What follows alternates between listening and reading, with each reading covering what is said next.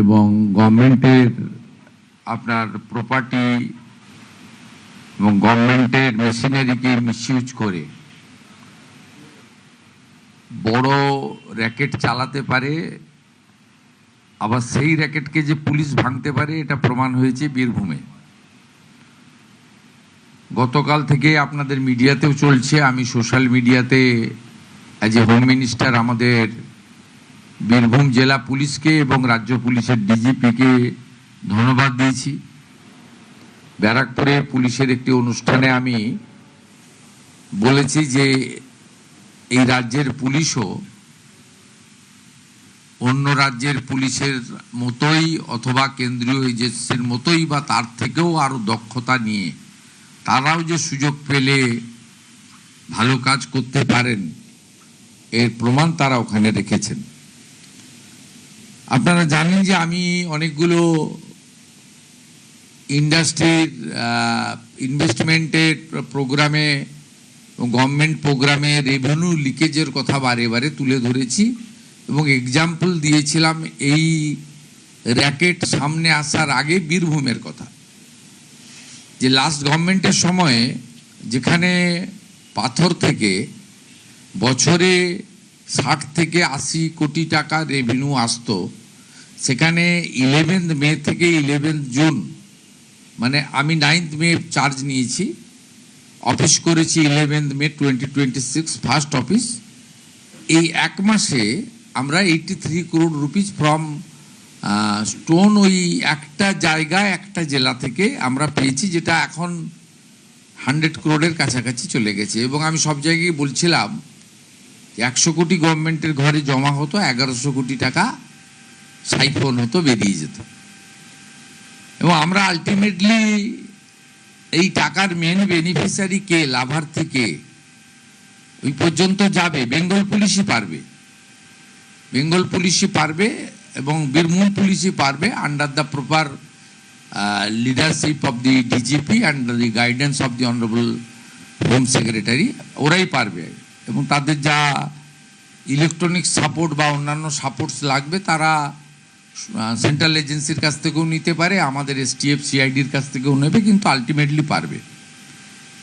আমি আপনাদেরকে যেটা অফিসিয়ালি বলছি সেটা হচ্ছে গতকাল মিনার মণ্ডলের বাড়ি থেকে ক্যাশ পাওয়া গেছে 28,50,47,000 টাকা এবং 15 কেজি গোল্ড, ভ্যালুয়েশন অ্যাপ্রক্স 50 কোটি টাকা, মানে গোল্ড ভ্যালুয়েশন নিয়ে। এরপরে মিনার মণ্ডল এবং তার ফ্যামিলি মেম্বাররা ওপেনলি বলেছেন যে তারা ওই নিকনেম টুলু মণ্ডল, ওর আসল নাম নিজামুদ্দিন মণ্ডল না কি আছে, নাজিমুদ্দিন মণ্ডল, ওনার টাকাই ওখানে ছিল। তাতে আমরা পুলিশকে ইনস্ট্রাকশন দিয়েছিলাম যে ওনাকে খুঁজে বের করতে হবে, এবং আমরা প্রাইমারি যেটা জেনেছি যে আউট অফ কান্ট্রি রয়েছেন, মানে 4 তারিখে পরিবর্তনের পরেই হয়তো সরে পড়েছেন, হতে পারে, সেটা পুলিশ দেখবে, ইনভেস্টিগেশন পার্টে আছে। তার জন্য যা করার ডিজিপি সাহেবকে বলা হয়েছে সেন্ট্রাল এজেন্সি বা অন্যান্যদের সাহায্য নিতে। আমরা ওনার যতগুলো অ্যাকাউন্ট এখনো অবধি পেয়েছি, বিভিন্ন অ্যাকাউন্টে 93 কোটি টাকা, সেই 93 কোটি টাকা আমরা টুলু মণ্ডলের অ্যাকাউন্টসগুলোকে আমরা ফ্রিজ করেছি, সমস্ত অ্যাকাউন্টকে নন অপারেটিং করার জন্য ফ্রিজ করা হয়েছে। এর বাইরেও ক্যাশ রিকভারি করা হয়েছে 53 লক্ষ টাকা, আর আমাদের gold ornament 268 gram, 400 silver 400 gram, platinum jewellery around 23 gram. এছাড়াও আপনার 3 ক্যাশ কাউন্টিং মেশিন পাওয়া গেছে, 1 computer, 2 pen drives, 1 CPU and several documents like road challan, DCR, money receipt, checkbook, এছাড়াও আপনার 83টা ট্রাক আর ড্রাম্পার, 83 সেটাকেও সিজার লিস্টে নেওয়া হয়েছে। এর বাইরে আমরা 21টা প্রপার্টি পেয়েছি, সেটা আন্ডার প্রসেস রয়েছে প্রপার্টি। এই প্রপার্টি লিস্টের মধ্যে আপনার রয়েছে 7টা বাড়ি, একটা ফার্ম হাউস, 2টো পেট্রোল পাম্প, একটা ব্রিক কিল, একটা পার্কিং, 3টে স্টোন মাইন, 2টো ক্রাশার এবং আদার্স সব মিলিয়ে মোট 21টা প্রপার্টি। এই জায়গার পরিমাণ হচ্ছে 300 বিঘা।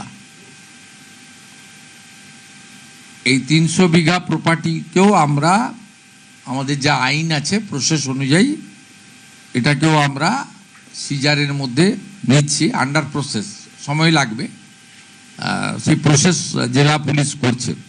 Thanks to SP Birbhum and is team, tirelessly তারা কাজ করছেন এবং ডিজিপিকেও তো অবশ্যই থ্যাঙ্কস দেব, তিনিও রাউন্ড দ্য ক্লক মনিটরিং করছেন এবং টাইম টু টাইম এইচএসকে এবং আমাকে রিপোর্টিং তারা করছেন। এবং আমরা স্পেসিফিক কেস শুরু করেছি বিএনএসএস সেকশনগুলো লাগিয়ে, এবং এখনো পর্যন্ত যাদের অ্যারেস্ট করা হয়েছে, পিনাকি দে, মিনার মণ্ডল অ্যারেস্ট হয়েছে, আর ইন্টারোগেশনের জন্য আনা হয়েছে 5 জনকে। Pinaki De main accountant, Rakibul Islam assistant accountant, Kausar manager of petrol pump, এরকম মোট 5 জনকে ডিটেন করা হয়েছে। এদের মধ্যে যদি কোনো ফাউল কিছু থাকে সেটা তাদেরকে পুলিশ আইন অনুযায়ী ব্যবস্থা নেবে। আর 300 বিঘার জায়গার সাথে সাথে 83টা ট্রাকের সাথে সাথে অল টাইপ অফ ভেহিকেলস সিজ করা হয়েছে 242টি। তার মধ্যে ট্রাক আছে, ডাম্পার আছে, কার আছে, বিএমডাব্লিউ আছে, অডি আছে, এই সব মিলিয়ে 242টি আপনার মোট আপনার সিজ করা হয়েছে। It's a big racket. এরকম বহু জেলাতে আছে, বহু জায়গা আছে।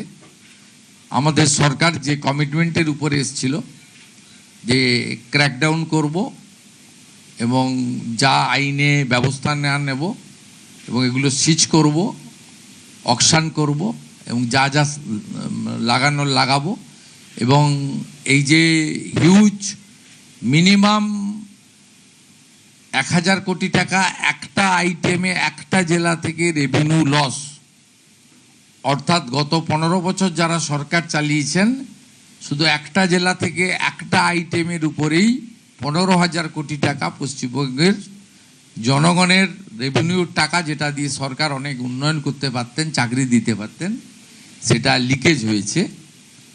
তাই মূল যে লাভার্থী, মেন যে বেনিফিশিয়ারি, তাকেও আমরা খুঁজে বের করার জন্য যা যা করার, যতদূর যাওয়ার আমরা যাব।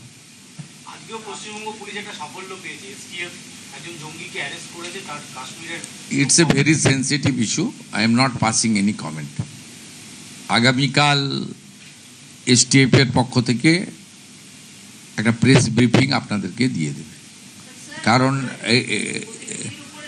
না I am not passing any comment. It's a very sensitive issue. এটা ইন্টারন্যাশনাল কানেকশনের বিষয় আছে, ন্যাশনাল সেফটি সিকিউরিটির বিষয় রয়েছে। ইনিশিয়ালি এটা নিয়ে আমার অন্তত কিছু বলা উচিত নয়। এটা এসটিএফ ডিটেলসে বলবে। আজকে পিসি নেবে বর্ধমানে, তারপরে তাদের কাছে এলে তারা আরও ইলেকট্রনিক ডিভাইসগুলোকে অ্যাসেসমেন্ট করতে হবে। এটা এভাবে বলা যায় না, প্লিজ ওয়েট। আমরা বারবার দেখেছি আপনি যখন বিরোধী দলনেতা ছিলেন, বর্ডারটাকে সিকিউর করার জন্য আপনি বারবার। এটা তো ন্যাশনাল সিকিউরিটি আমার একার কথা নয়। Honourable prime minister, honourable HM home minister নবান্নে তো এসেছিলেন 2022 সালে। কেন এসেছিলেন? এখানে পূর্বাঞ্চলে 4টে CM-কে নিয়ে মিটিং হয়েছিল, রিজিওনাল মিটিং। কিন্তু আমরা যখন উনি লেফট করছিলেন, সিঅপ করতে গেছিলাম আমি এবং ডক্টর সুকান্ত মজুমদার, আমরা জিজ্ঞেস করেছিলাম যে আপনি ওখানে চলে গেলেন।